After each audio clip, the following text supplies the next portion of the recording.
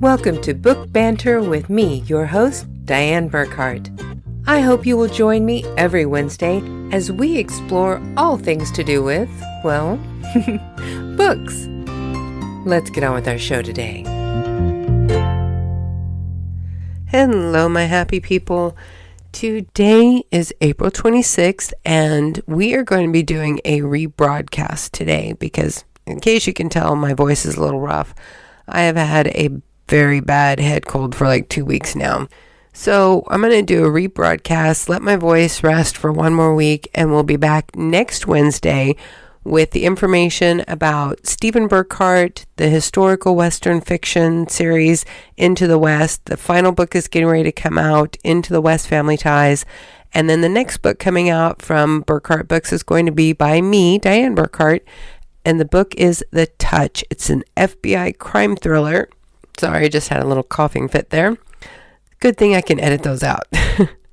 But it's an FBI crime thriller about a woman who has been a very successful profiler for the FBI for many years, but she has retired due to something horrible that happened on the job.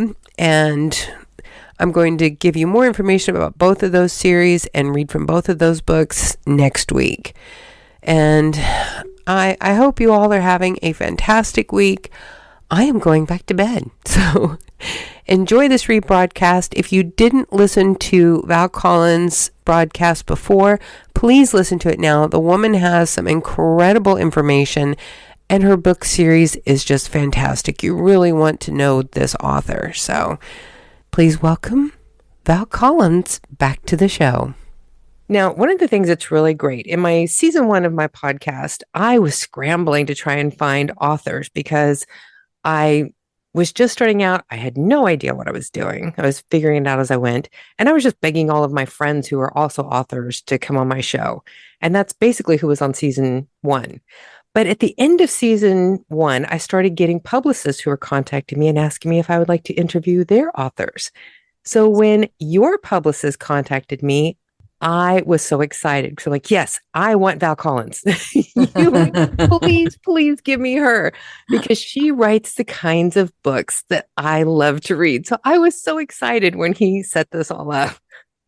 That's lovely. I was excited when I saw that you said that you had studied criminology. Is that right? Yes, I do have a degree in forensic criminology, and I specialized in profiling and sex crimes. Oh, right. That sounds very interesting. That was one reason why I love your books, because you have all of these psychological thrillers that deal with everyday people pretty much dealing with crimes like this. Well, that's what I was aiming for. That, my main character, Aoife, could be anybody, and she has the same resources as any other person. That's what really appeals to me about your work. Now, before we're kind of like jumping ahead here, let's introduce you. Okay, so my name is Val Collins, and I am the author of the Aoife Walsh thriller series, and they're all set in Ireland. I'm Irish. I've lived in Ireland all my life. I started writing about 6 or 7 years ago, and I have been writing ever since, and hopefully I will keep writing. One thing that I found was really interesting was you said on your website that you started writing as a child, but because of your own personal perfectionism, you gave it up for a while. I gave it up when I was about 10, because when I was about 10, I suddenly realized that there's supposed to be dialogue in books. That had totally escaped me before then. So the way kids write, they just write streams of things. I was doing that. So then when I tried to put dialogue in, I read it afterwards and I thought, nah, that's no good. I'd rather read a book by somebody who does it properly. And I never wrote again until I was an adult. And I didn't know I could write. It came as a huge shock to me that I could. Do you think that could be just part of the imposter syndrome? How do you mean? That even though you can write, you still have this self-doubt that you're not good at it. I think that's part of every writer, but it was more than that. I didn't have a clue that I was capable of writing because I hadn't tried since I was about 10. So the idea that I was capable of stringing more than 3 sentences together actually came as a huge shock to me. So what was it that gave you that push to write your first book? Oh, I was made redundant. I used to work in an office and I was working ridiculously long hours. And then I was made redundant. So I had all this time to myself. I'd gone from, I don't know, 14-hour days to having 14-hour days to myself. Oh, wow. So I had thought about writing because I known that was coming. It didn't come as a shock. I knew I was going to be made redundant. So I've been thinking about it and I've been thinking I'm going to use this to try and write. And then I just started one day and I thought, well, I tried to think up a plot and I couldn't come up with one. And then I heard an Irish author called Maeve Binchy. Have you ever heard of her? Oh, yeah. I heard her interviewed and she said if she didn't sit down at her computer every day and write, she'd never write anything. So I sat down at my computer and I started writing and I can still remember how shocked I was that words came and I actually managed to write something. Now, of course, it needed an awful lot of work and I didn't have a clue what I was doing, but it was one hell of a shock that I was able to start. What was your first book? Well, the very first book that I wrote, nobody has ever seen. So the first book that people have seen is called Girl Targeted, which was the first in the Aoife Walsh thriller series. And how was that received? Well, most people didn't know about it. It's not like there was a whole lot of people out there waiting for my first book. I know that feeling. But some people loved it. And I've been very lucky, actually. I've had people who followed me from book one straight through to this book. So I've been lucky like that. And now you're an international best-selling author. So apparently there are a few people out there who like what you do. Well, there are a few people who like it. So I have been lucky like that. And in this series so far, you have 4 books that are in publication right now. That's true. And what are those first 4? The first one is called Girl Targeted. The second one is called Only Lies Remain. The third one is Silent Speak. And the fourth one is Where Loyalties Lie. And your 5th one comes out this next week. Is that correct? Exactly. The last day in February. And it's called Dying to Tell. And I have got to thank you for giving me an advance copy of that to read. One of the reasons why I'm kind of a little bit out of it today is because I was up until about 3:00 this morning reading. I absolutely hate this term, unputdownable. It gives me chest pains, but it was. I mean, I finally put it down just because I was falling asleep. I could not stay awake anymore. I was so exhausted, but I was trying so hard to stay awake and keep reading because I just wanted to know what came next. Well, that's what every author wants people to say, isn't it? I mean, that's your ideal reader. Now, I saw that this book is actually up on NetGalley. Yes, it's on NetGalley at the moment. Have you gotten any feedback from that? Well, it's not been up very long. I ran into problems with my publishing, so it's actually very late going up. So far, when I last checked, it had, I think it was 4 5 stars and 1 4-star. That sounds very good for a start. I mean, it's not even published yet. No, it's not. But I should have put it up ages ago. It should have been up at least a month, but everything went wrong for me this time. So it's very late going up. So how does NetGalley work for you? Have you found you really do get a lot of good feedback when you put a book up ahead of time? Well, it depends. I mean, my first book was up for a very long time before it was published. And I think my second book, was up a very long time as well. Sometimes I get very good feedback on it. Sometimes I get some, but not a lot. But actually, each time something, all my problems, each time something has gone wrong. So the first time I went up, the person who put it up made a mistake and thought it was only supposed to be up for a month. So they had to put it up a second time with the different headings. So I had it up twice. And then the second time I put it up and something went wrong. I can't even remember what. And it had to go up a second time. And the third time I put it up, changed the cover. So it's there the first time, there's up the second time, and then it's up the third time. So you see 4 reviews on one and 8 reviews on another. Oh, it's a mess. So this time anyway, I got it up. So hopefully this one will stay up. I'm planning it to be my only version of this book on NetGalley. Well, for anybody who follows along in my blogs, they will know I am constantly saying that Murphy must hate me because Murphy's Law always hits me. Everything that possibly can go wrong when I'm trying to get something done on deadline goes wrong. Oh, isn't it always the way? Yeah, it seems like that's a constant. Mm-hmm. Yeah, I know what you mean. Now, I know since you write all of these psychological crime thrillers, do you have any background in forensic criminology? No, not at all. I did psychology in college. It's one of my subjects in college, but that was a long time ago. But from somebody who has studied professional profiling for criminology. Psychology is a huge part of that. Yeah, no, it is. But, well, I suppose the thing is, if you study something, everything that you study becomes part of who you are, doesn't it? Like everything you read becomes part of who you are. I don't remember a single thing I learned in psychology, not one single solitary thing, but maybe some of it is in there somewhere. I think a lot of that stuff, though, becomes like second nature. Once you've learned it, you just kind of, it stays in the back of your mind. Yeah. And Well, you're using it without actually thinking about it. well, that's possible. That's my only hope, I suppose. I did read somewhere, though, that you do have a friend who is on a police force. Yes, that's right. And like that is essential to me because I know nothing about the police force. But he's really good. I ring him up anytime I get lost, and he's always telling me interesting things and what not to do. Like in one of my books, somebody killed somebody and never even occurred to me that they'd be arrested. I thought, well, why would they be arrested? It was self-defense. And he said, are you mad? They just murdered someone. Of course they'd be arrested. So you always have to arrest them and then figure out the particulars later. Yeah, exactly. Yeah. So, I mean, if it wasn't for him, I would be writing very stupid books. For me, it's like I understand a lot of the procedure, but then whenever it comes to the actual medical examiner information, I have a friend who's a doctor and I'm constantly calling her up and say, okay, if somebody ate an eyeball, Oh, it's like, what would that be like? when I first started writing, I'd actually written my first draft and then I decided, I knew it needed a lot of work.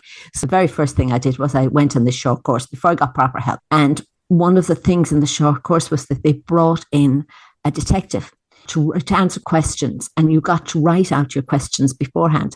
And one of my questions was, what if somebody was murdered and stuck in a freezer and defrosted years later?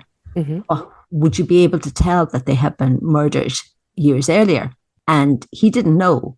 So he asked the chief pathologist in Ireland, who said, oh my God, don't tell me they're doing that now. See, I love stories like that. One thing that I noticed when I was reading your book last night, that you have a lot of strong female characters. Is that something that you do consciously or just how you write women? It's just how I write women. I don't do anything consciously when I write. I just write. I'm not a planner. I don't have any ideas of what I'm going to do. I just start writing about people and see what happens. I am exactly the same way. I have tried to plot and it never works. No, it doesn't work for me. It's like my brain freezes. Yes. I don't have any thoughts at all. I have tried so many times, and every single time the characters just go off in a completely different way. And I'm like, okay, we'll just follow this and see where it goes. Oh, yeah. Well, mine, I don't even start that way. I mean, I did try for one of my books to come up with a vague plot. And I thought, well, even if I had a very vague outline, but I couldn't do it. I think at the end of a week, I had one page written. So basically, when I start my books, I know obviously who's murdered. Mm-hmm. And in all but one of my books, I knew why they were murdered. But that's it. I know nothing else. I love that. Now, what have you found to be the hardest part of building your career? Marketing, I guess. I'm not any good at it. And you have to market now. Yeah, that's one thing. It's like, and whenever I was in college, I actually worked in advertising and marketing while I was going through college. And even for me, I am struggling because, that was, God, like 30 years ago. Marketing is so different now. It's like TikTok was not around then. We had like the little Apple ones for computers in our office that had the green screen and the little floppy disk thing. And, things are so different now with all the different social media, and you can be your own marketing department from your computer. Yeah. And it's just, you have to know these things like SEO and hashtags and the metadata that you have to encode in all of this to get hits on Google and Safari and all of these other web browsers. Well, you see, that's my problem. I know that such things exist and I ignore them completely. Same here. It's like I've been trying to teach myself how to do that stuff, and it's slowly coming along, but it's a process. Well, I started off, when I started doing this, I started off and I did a free course on SEO and basics of it. Mm-hmm. And the only thing I really got out of it was my title, the website and my Facebook on my whatever title. You know, they said make them simple and make them easy to remember and make them all the same. That is literally the only thing I got out of it. I did at the time, I knew quite a lot about it, but it all went in one ear and out the other. And when it actually came to doing social media, I just don't even think about SEO now. Well, that is one thing that was very easy to find you on all the different things because they are all Val Collins books. Yeah, that was the one thing I learned. And that's the only thing I took from that. Well, you definitely got that right because it made it very easy for me to find your stuff so that I could put your links up in the podcast description so people can find them even easier. Thank you. Now, I know you've done interviews on a couple of different podcasts. Do you listen to podcasts? I listen to a lot of things. And before I go on any podcast, I listen to quite a lot of the recordings that they have done before me. So in that sense, I'm listening to them. Other than that, probably not. Is there one that you have found that has been a favorite? No, I'm not really a person who does that. What I tend to do is listen to audiobooks a lot. So that's what I usually spend my listening time doing.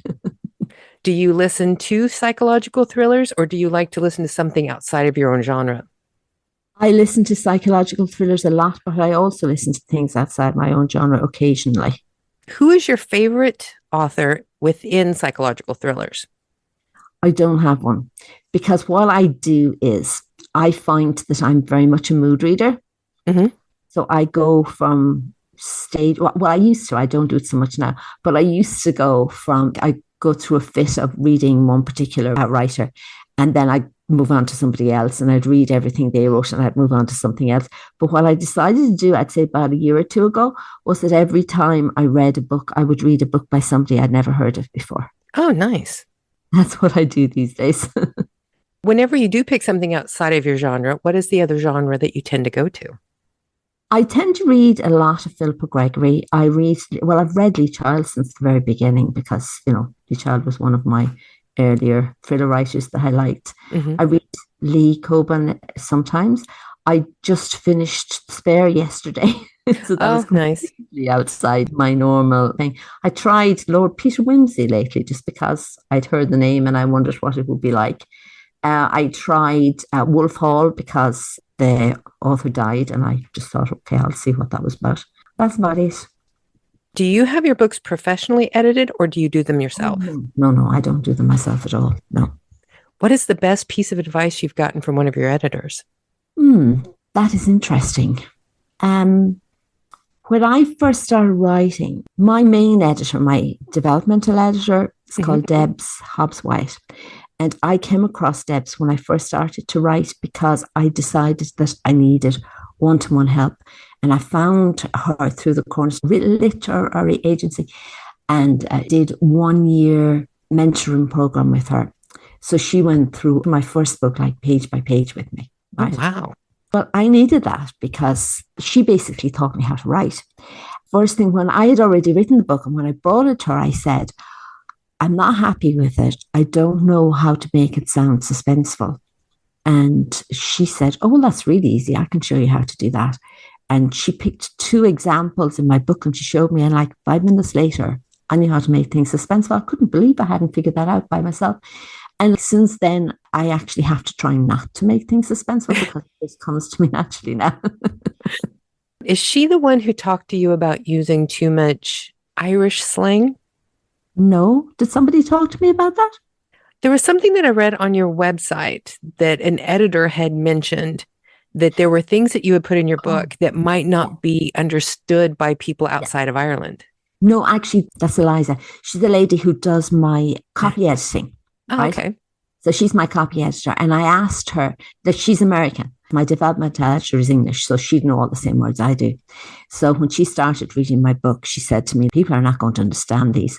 And the first thing I had in it was biro. Now, I knew that because I remember going to America. I was on my holidays years ago and I went into New York and I was staying in this hotel. And I asked the guy in the reception, could I borrow his biro? And he looked at me and he said, what? And I said, your biro, can I borrow your biro, please? And he just stared at me. And I thought, my God, I've heard that people in New York aren't friendly, but this is ridiculous. And I said to him, I'll bring you back, I promise.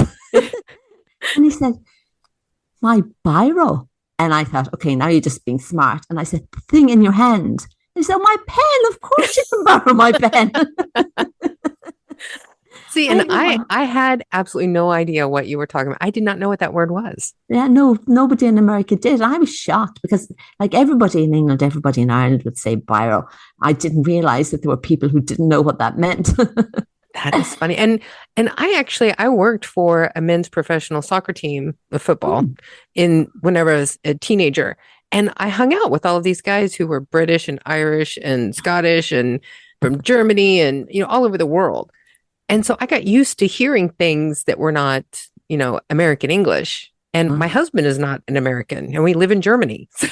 So I'm used to that. But there's so many things. English is such a varied language when you have, Australian English and English that they speak in India and in Canada and in New Zealand. I mean, there's so many words that can be interpreted differently in all of these different places. It's an incredible language. Oh, no, it is. And I mean, like what she said to me, because I'd known Byron, I'd just forgotten, but she said to me, press is the other one I remember, that she had to look up to see what was a press. I couldn't believe it. I thought everybody knew what a press was. So what does that one mean? A press is a cupboard. Yeah, I haven't heard that one either. Oh, okay. A cupboard, a closet. Yeah, I mean, cupboard, I understand. Press, I didn't understand. Oh, yeah, okay. Yeah. See, and I find that absolutely fascinating. And also, I want to thank you on behalf of everyone who is not used to Irish names. That you give a pronunciation guide in the beginning of your book, and you even have audio video on your Instagram. I do. I know that's one of my things. I think, you always hear people struggling to try to pronounce Irish names. And I remember when Saoirse Ronan won some big award, and I remember some famous actors had gotten up there and he said, that's kind of his attempt at her name. I was thinking, my God, Saoirse is not a hard word to say. If you can say Sear and you can say Sha, you can say Saoirse. But, so I thought, okay, I'm going to put Irish names in my book and I'm going to tell people how easy they are to pronounce. Well, I mean, and like your main character, EE-fuh, it's like, EE-fuh. I would not have said EE-fuh looking at Aoife. No, well, I mean, you couldn't be expected to know that it would be pronounced EE-fuh. But if you heard EE-fuh pronounced, it's actually a very easy word to say, isn't it? Oh, yeah. I mean, and I love the sound of the name. I love the name. It's beautiful, but I would not have gotten that from the spelling at all. No. So, but I got it from the pronunciation guide in the beginning of your book. And I'm just like, I love this woman. This is, everybody needs these. No, I mean, EE-fuh is a terribly common name here. I mean, it sometimes seems like every second young woman in her 20s and 30s is called EE-fuh. EE-fuh and Kira. Oh, yeah, Kira. I like that one too. But EE-fuh is one that I haven't heard before, but it's a beautiful name. It is a beautiful name. She was a queen of Ireland. Oh, way back. I'm going to have to look that up. I love history. I write historical fiction. So, I mean, it's kind of obvious that I love history. Well, I actually have a thing about her name on my Instagram page. There's a picture of a castle, and then I talk about EE-fuh because she was one of the queens that came from that family. What have you done that you think has worked to be one of the most beneficial promotions that you have done to introduce people to your books? Oh, the thing that has worked best for me is getting BookBub. BookBub feature deals are amazing. You can sell thousands and thousands of books in the very first day. I didn't do one for my first book because it never occurred to me that I could. Mm-hmm. But my second book, I had a lady help me with my marketing, Liz. And Liz said to me, why don't you put that in? And I thought, sure, only the really, really big writers get to have BookBub feature deals. But she said, no, apply for one. So I did. So I got one for my second and my third and my fourth book. Oh, nice. Are you going to try for your fifth? I am going to try for my fifth. But I can't do it now for about 3 months. Because you have to have them up for one. You have to have a decent amount of reviews or they won't even consider it. Let's see. I have this thing that I have been doing with authors that we do a 5 quick questions. They're going to be like simple questions. You don't need to think about them a lot. Just go with the first thing that comes to you. Okay. Okay. Question 1. If you could see your books turned into a TV movie or a big screen movie, who would you see playing Aoife? Oh, heavens. I don't know. I don't know. I've never really thought about that. And I'm not sure that I know all that many young actresses at that age. Saoirse Ronan comes to my mind because we just mentioned Saoirse Ronan a second ago, and she does have an Irish accent, even though she doesn't have the same accent as Aoife would have had. But she's the only one I can think of. Do you take bits of your own life to build Aoife's world and make it more relatable, or is it completely made up? I suppose everything you write has got some part of your life in it. True. Otherwise, yeah, it would have to. Yeah. So, but I'm not Aoife, if that's what you're going to ask me next.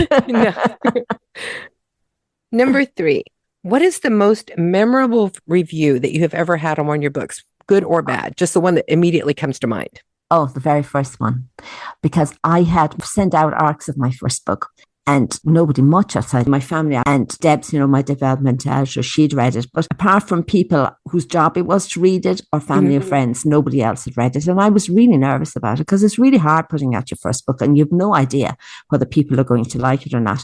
And then about a week before it was due to go out, I got an email from this woman, and she said she had just read it and she loved it. And I thought that was such a lovely thing to do, to write to me a whole week before the book came out to tell me that. That is nice. Now, number 4, I know you like to listen to a lot of audiobooks, but your books are not available in audio. Do you have any plans to do audiobooks? I'd love to do audiobooks, but that's a huge undertaking, and I'm not sure that I would be able to do it. See, I know if you hire somebody else to do it, it can be very expensive. I wouldn't dream of doing it myself. Not at all. Why not? Because you need somebody who can do a bit of acting when they read. I can't. See, but you do have a very expressive voice just when you're talking. I think you could actually do a good job at it. No, I'd be absolutely terrible. I was on Global Girls or something like that. I can't remember what that is called. It was Global Girls something. And I read bits of my book online for them. Mm-hmm. And I was posting throughout the day, and I was posting on my Facebook page. So I posted the first 3 posts on my Facebook page so anybody could see them, even if they weren't part of this group. Mm-hmm. But when I got to the ones where I had taped it, they were so awful. I said, no way is that going on my Facebook page. I don't want people to hear me reading. See, and I would imagine that you would actually sound good, because just having this conversation with you, you're a very expressive speaker. Well, maybe I am, but I'm not an actress. So your 5th and final question, what is the best piece of advice that you would like to offer an author who is coming up now and is having a little bit of second thoughts about whether or not they have the ability? Oh, don't think about it. You'll never feel you have the ability. Just do it. Perfect answer. I totally agree. I know whenever I did my first one, I actually did it under a pen name because I figured if just in case they were absolutely horrible, I could walk away and nobody would ever know it was me. Did you not have your picture attached to them? The photo that I use for the author is my father when he was my age when I wrote the book. Oh my. Yeah. And he is absolutely thrilled. He loves playing Stephen Burkhart for me. He just thinks it's fantastic. He's an avid reader, so he loves doing this bit for me. Oh, that's amazing, actually. It's a very good idea.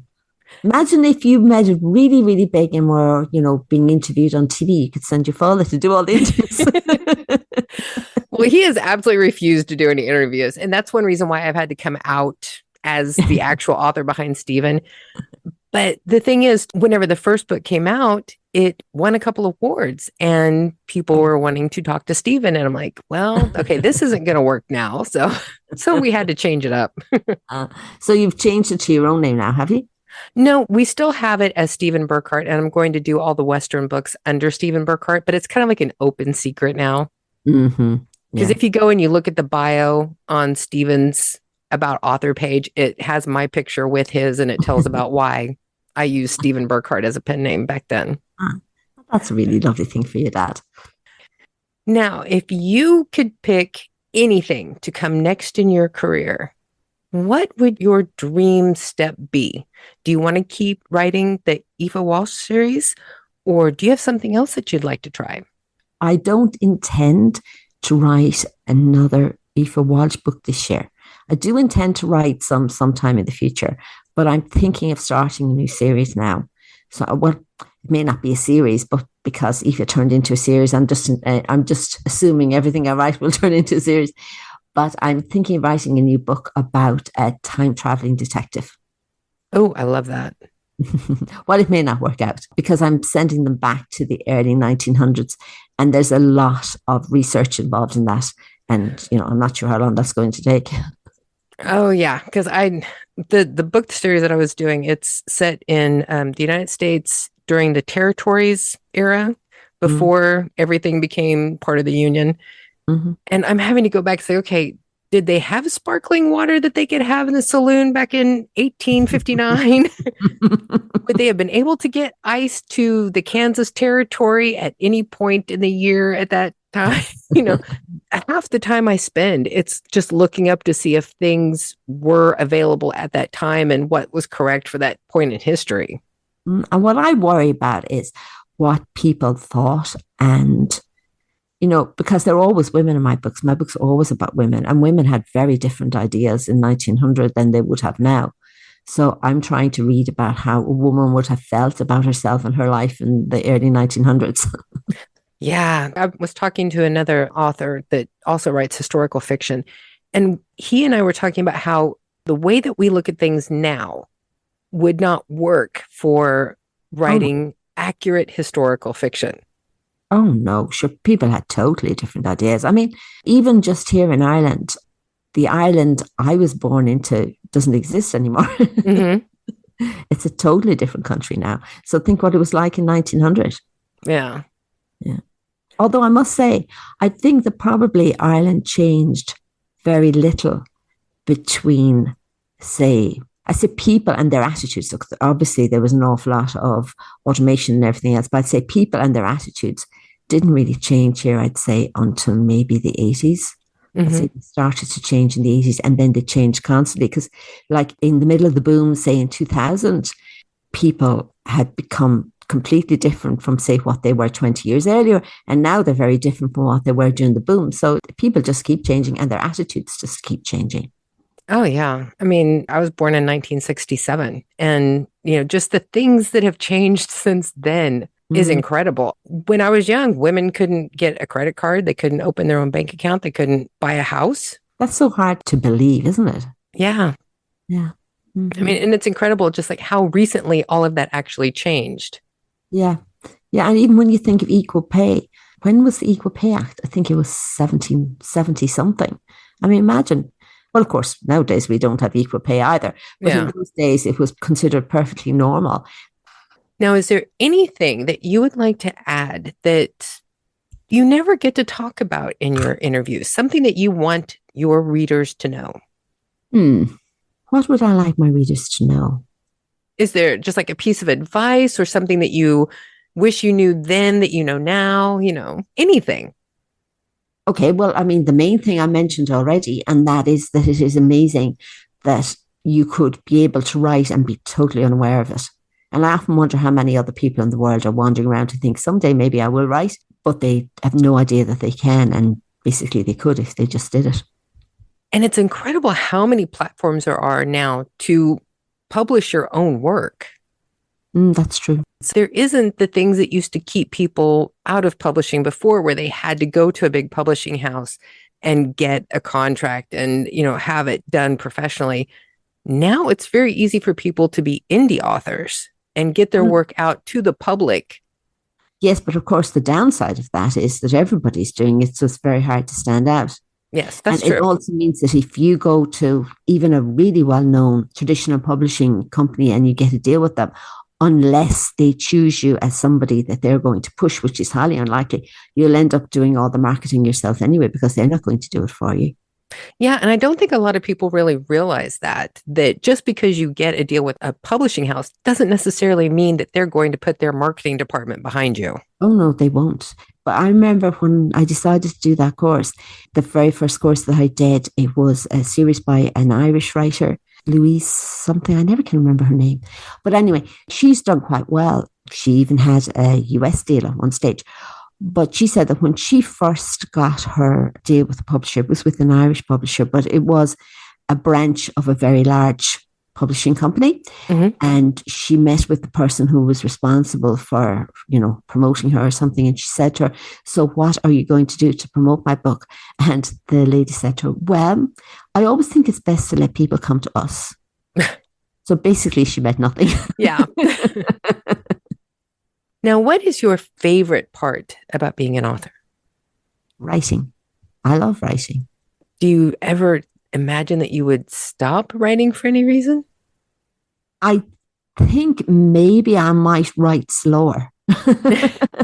Like I always find the coming up to, because I have so far, because I'm moving to a new series, I don't know what I'm going to do now, but so far I've always brought out a book in February or March every year.